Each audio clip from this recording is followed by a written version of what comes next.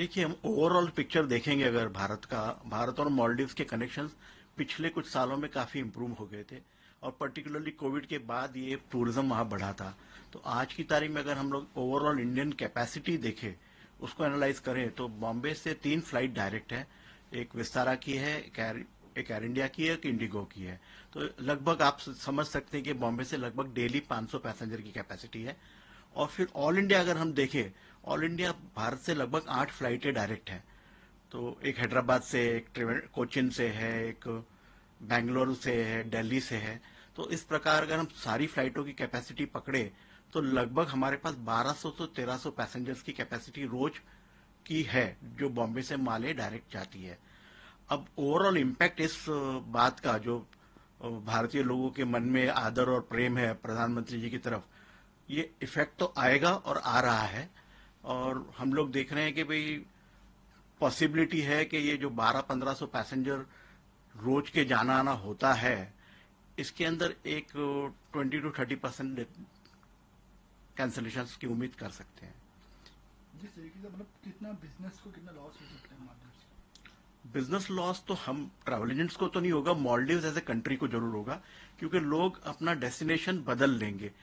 बजाय कि मालदीव्स के जाने के, लोग प्रोबेबली आज की तारीख में लक्षद्वीप तो रेडी नहीं है, पर लक्षद्वीप, अंडमान निकोबार, थाईलैंड, इस तरफ जाना पसंद करेंगे instead of going to Maldives. ये जरूर हो सकता है।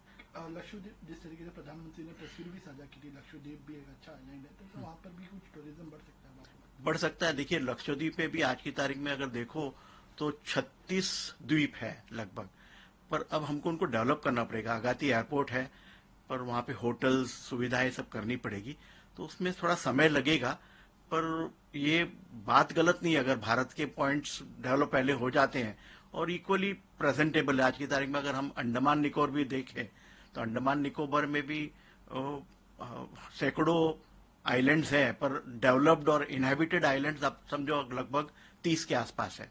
तो उम्मीद कर सकते हैं कि यहाँ के टूरिज्म यहाँ बढ़ेगा। जो जो लोग पहले जाया करते थे टूरिज्म के लिए मालदीव, अभी क्या उनका मतलब जैसे कि पहले जाते थे, अभी वो सेम रहेगा या अभी कहीं ना कहीं गिरावट आएगी टूरिज्म में? अब ये थोड़ा अर्ली है, पर फिर भी मुझे ऐसे उम्मीद है, क्योंकि जिस हिसाब से बाजार में लोग बात कर रहे हैं और जैसे सेलिब्रिटीज के स्टेटमेंट्स आ रहे हैं, तो एक कैंसलेशन की मुहिम तो शुरू हो जाएगी, ये उम्मीद कर सकते हैं। और जो एक्सपेक्टेशन था, आज हमको एक्सपेक्टेशन था कि मालदीव्स कम से कम भारत से 20 फ्लाइट डायरेक्ट जाएगी, उस पर रुकावट आ जाएगी, नया ग्रोथ नहीं हो पाएगा। आज 7-8 फ्लाइटें डायरेक्ट है, उसका 5 हो सकता है, पर 20 तो नहीं होगी। अब करंट सिनेरियो क्या है कैंसिलेशन को लेकर? टिकट कैंसिलेशन या फ्लाइट कुछ? ऑलरेडी लोगों ने इंक्वायरी शुरू कर दी, भाई कैंसिलेशन पेनल्टी कितनी है, क्या चार्जेस लगेंगे, हमने जो बुक किया है। तो उम्मीद कर रहा हूं मैं 20 से 30% कैंसिलेशन तो आएगा ही। दूसरा फियर है कि फ्यूचर बुकिंग अब बंद हो जाएगी, वो 30 to 40% तक कम हो सकती है। ये उम्मीद जरा ज्यादा है हम लोग को कि ये गलत काम हो जाएगा कम से कम।